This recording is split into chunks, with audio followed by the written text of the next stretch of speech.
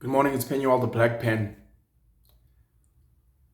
It's going to be a bit of a personal piece, I think. Just some of the thoughts in my head. First and foremost, I think I haven't been taking time out to thank all of you.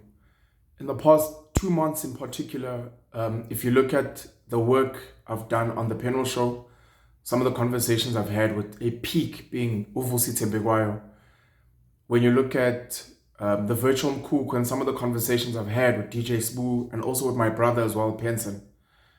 If you look at some of the videos that I've done on my channel, Penuel the Black Pen, in particular, an interview I did with Rutendo Matinyarare around the Gold Mafia documentary from Al Jazeera. If you look at the interview I did with Mandisa Mashego about UNISA.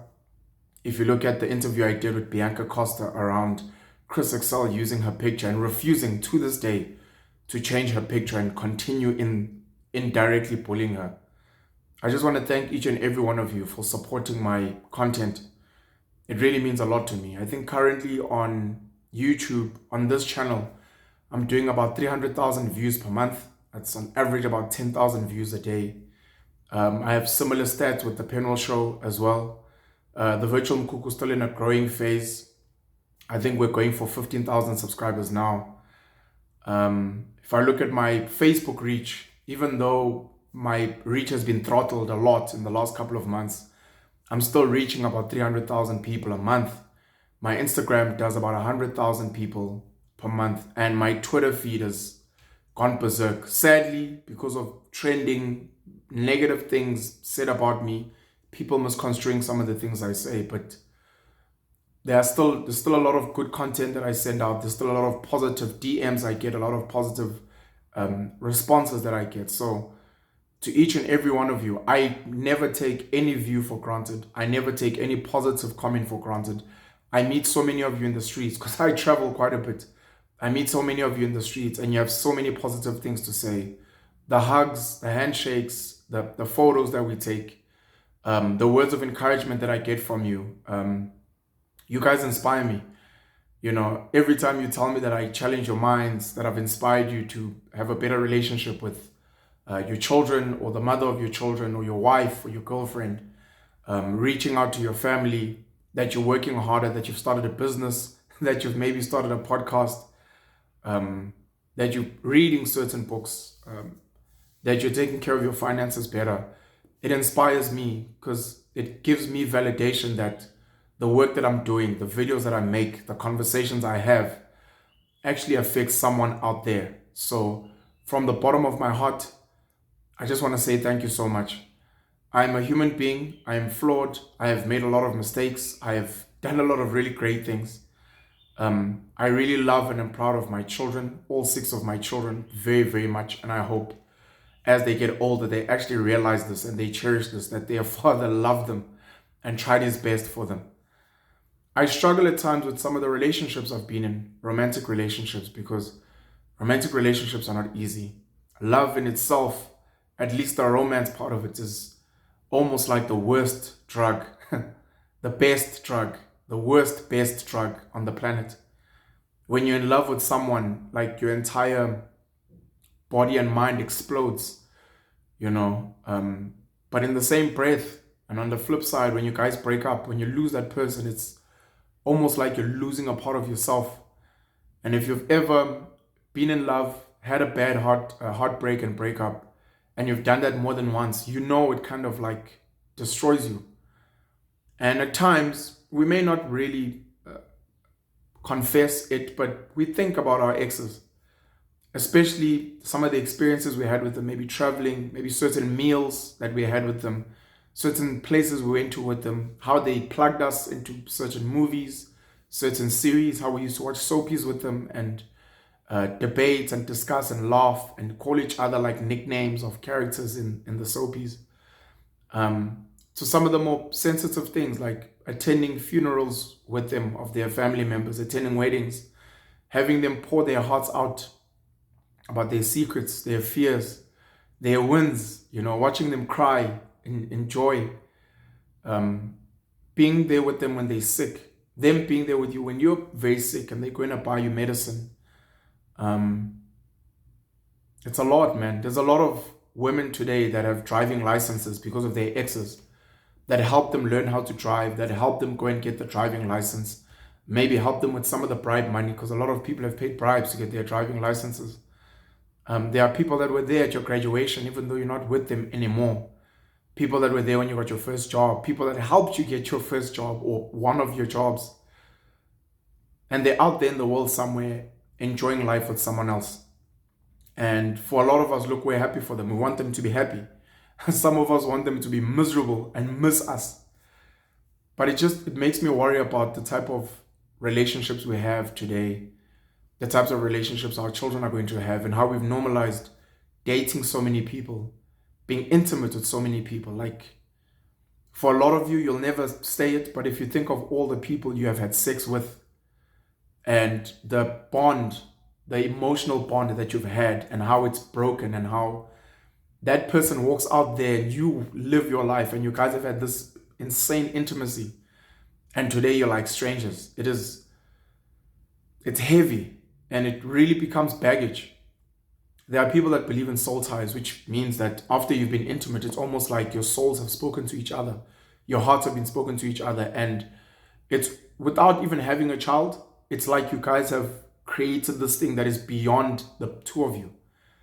And somewhere in your life out there, maybe in your dreams, maybe in your nightmares, you remember this person or your body remember this person. And there's even arguments about DNA sharing. If you've had unprotected sex with someone, there's DNA sharing where maybe the women that fall pregnant, there are still elements of your DNA inside them, which may or may not, this is a conspiracy theory, may or may not influence, impact, or be in their children that they have with someone else. And how do we minimize the damage to our hearts? Mrs. Sonia van Amstel, my choir teacher for the longest time, once spoke to the girls in our choir, and she was addressing the guys as well, saying, please try not date a lot of people. Please try not love a lot of people, because every time you love someone, you give them a piece of your heart. And if you've been with 10 people, 20 people, by the time you meet the one that you decide to settle down with and commit to for life, what do you have left? That advice has been ringing in my head for the past couple of months, because as I get older, I worry about commitment. I worry about settling down. I worry about the mothers of my children and whether they are happy and fulfilled. And should I be really making a greater concerted effort to bring them back into my life and try and maybe marry them and become a polygamist, even though they are against that and they are independent women and I can't dictate to them how to live? Will that minimize the damage? But then what does that look like? I have multiple women that I'm with. When do I have time to be intimate with them? Does it even make sense to be sharing that type of intimacy with multiple people? How does that mess them up mentally? How are they messed up mentally even now, considering we were intimate but we're not anymore? And not just me, but all their exes. I think about it. I think about the first girls I had a crush on, the girls I dated, the girls I loved, the girls I was deeply in love with, and the depth of those relationships. Literally like a drug, like the worst and the best drug. The highs were really high and the lows were destructive. It's the reason why 50% of all women that are killed in South Africa are killed by their intimate partner. It's the reason why people commit suicide after breakup, while people kill each other, why people get addicted to alcohol and drugs. Something that happens psychologically when you almost give your happiness and your sense of being and your purpose to another person, or they give it to you and then you harm that. I am giving you the most vulnerable pieces of myself. And when you decide to expose that vulnerability to your friends and make it a joke, maybe on social media, when you decide to leave me, it's like you're leaving with a piece of me that I exposed to you. And it's hard. And we're not allowed to speak about these things. And especially as men, we walk around beating our chests and pretending like we're okay. We're not. And some people do say that hurts people. And you look at some of the ways that men live their lives and date. Men have convinced themselves that having money is the only thing that matters. Men have convinced themselves that sleeping with a lot of women makes you a hero. we're in denial about a lot of things, but we're hurt, we're in pain, and we miss certain women in our lives, certain aspects of certain women who made us feel a certain way. Not love, I mean, not sex, not intimacy, but there are women we have dated who, when you see them, you are just happy. When you hear their name, when you see them winning, when you hear them laughing, you're just happy and you can't explain it. And today you are married with children, and you are being the best husband you can be, and the best father you can be, and the best employee you can be, or the best business owner. But some of the people that have been in your life and some of the aspects of their lives that when you think about them to this day, they make you feel a certain way and your heart feels funny and beats funny. That's the reality of the world we live in. And does this mean we are wrong to be with more than one person over our life? Should we be minimizing the people that we are with intimately? Is it more natural to be with a lot of people?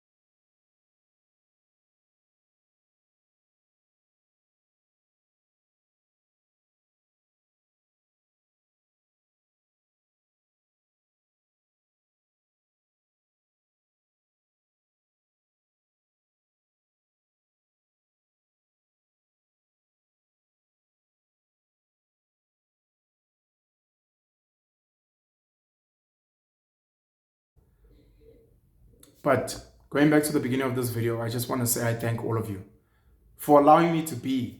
Like, I get to touch people's hearts and souls on a daily basis. I get to connect with some of the coolest human beings, whether famous, rich, or otherwise. I get to have conversations that stimulate me and stimulate others. And thanks to YouTube, I get to make a bit of money from that. And I'm still trying to find other ways to monetize because it's not enough for the type of reach that I have. I probably reach over 1 million to 2 million people a month, which I think is pretty dope. It's pretty crazy, and it's how do I monetize that? Because monetizing means I'm accumulating resources, and with the resources I have, I get to impact more lives. I get to do more work. I get to travel more. I get to donate to more worthy causes, and I get to make the world better. It's as simple as that. And those who do not know my heart, in time, will get to see and know my heart. And they'll get to see and learn of my actions. And they'll get to see the people whose lives I've touched and how those are really good and happy people. Black people, white people, Indian people, Chinese people, people from across the African continent around the world that reach out to me in my private messages, that donate money to me, that thank me for showing them a different side. Old people, old white people that send me messages thanking me for my refreshing message, for liberating their own minds because they were racist or biased or didn't understand. Young people, 14-year-olds, oh my gosh, the black pen.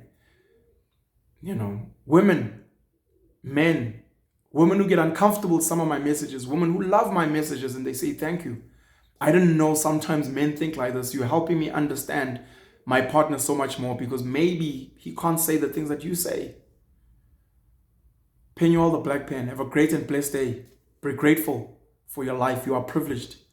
Use that privilege for positive, for good. I love you. Cheers.